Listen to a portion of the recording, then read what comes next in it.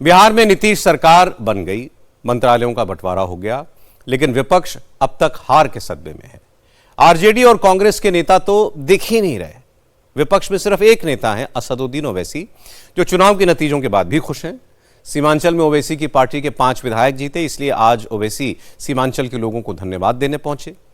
असदुद्दीन ओवैसी सीमांचल की उन सभी सीटों पर गए जहां उनकी पार्टी के उम्मीदवार चुनाव जीते हैं या फिर यहां मामूली वोटों से हार गए। ओवैसी ने कहा कि उन्होंने चुनाव प्रचार के दौरान सीमांचल के विकास का वादा किया था, वो अपना वादा निभाएंगे। विधानसभा में उनकी पार्टी के 5 विधायक दिखाएंगे कि जनता की आवाज कैसे उठाई जाती है।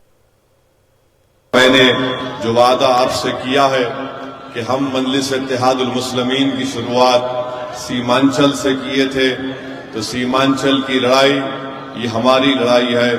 जब तक असदुद्दीन ओवैसी जिंदा रहेगा और मजलिस इत्तेहादुल मुस्लिमीन का परचम उठाकर सीमांचल की जनता चलते रहेगी, सीमांचल तरक्की करता जाएगा, सीमांचल से नाइंसाफी का खात्मा होगा। और इंशाअल्लाह आप देखेंगे कि हमारी ये 5 विधायक रुकने असेंबली बिहार की विधानसभा के दरो दीवार को हिला के रख देंगे सीमांचल के इंसाफ के लिए लड़ने के लिए। और इंशाअल्लाह ताला यहां पर एक नए दौर का आगाज होगा। बिहार में ओवैसी को मिली कामयाबी से सबसे ज्यादा परेशानी कांग्रेस के नेताओं में दिख रही है। आज पहली बार कांग्रेस के नेताओं ने माना कि असदुद्दीन ओवैसी को महागठबंधन में शामिल न करना उनकी गलती थी। नौजवान मुसलमान वोटर्स को प्रभावित करने में असदुद्दीन ओवैसी कामयाब रहे और इसका नुकसान महागठबंधन को हुआ।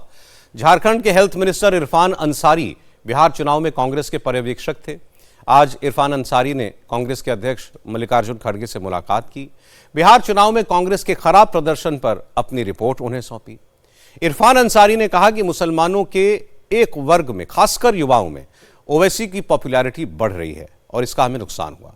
अब कांग्रेस मुसलमानों के बीच अपनी विश्वसनीयता को बढ़ाने की कोशिश करेगी। कहीं न कहीं कुछ चूक हुआ है। वो चूक क्या हुई है तो बताइए। ओवैसी साहब सीट मांग रहे थे और उस समय सही जगह पर अगर बात रखते ओवैसी साहब तो विचार किया जा सकता था। तो लेकिन चलिए बीत गई बात गई। लेकिन ये बात सही है कि ओवैसी साहब की बातों से हमारी युवा वर्ग थोड़ा प्रभावित हुआ है वहां, और इसी कारण वोट नहीं दिया। मैं वहां था। दिखा रहे थे वो तेजस्वी यादव को चिट्ठी लिखे हैं, महागठबंधन में ले लो, कॉमनल फोर्सेज को रोकना है। नहीं तो चिट्ठी जो चुनाव में क्यों दिखा रहे थे, पहले क्यों नहीं दिखाया उन्होंने। ओवैसी साहब एक बैरिस्टर है, अच्छा वक्ता है, अच्छा बोलते हैं, और उनके भाषण से युवा वर्ग थोड़ा प्रभावित हुआ और उसका डैमेज हुआ है वहां। तो ये बात हुआ कि झारखंड में इसका असर ना पड़े और झारखंड में हम अपने अल्पसंख्यक समाज को उचित सम्मान दें। सरकार हमारी है और टास्क दिया है उन्होंने, खासकर बुनकर समाज को, अंसारी समाज को थोड़ा मजबूत करो ताकि ये इधर उधर ना हो। लेकिन आप दोनों बात कह रहे हैं, तो आगे क्या ओवैसी साहब के लिए दरवाजे खुले हैं या दरवाजे अब भी बंद हैं? नहीं, हम लोग को दरवाजे खुलना और बंद होना ये बात मायने नहीं रखता। उनके लचीले भाषण को झारखंड में हम लोग उसको रोके, ये मायने रखता है और हम लोग रोकेंगे उसको। उनका प्रभाव हम लोग नहीं पड़ने देंगे।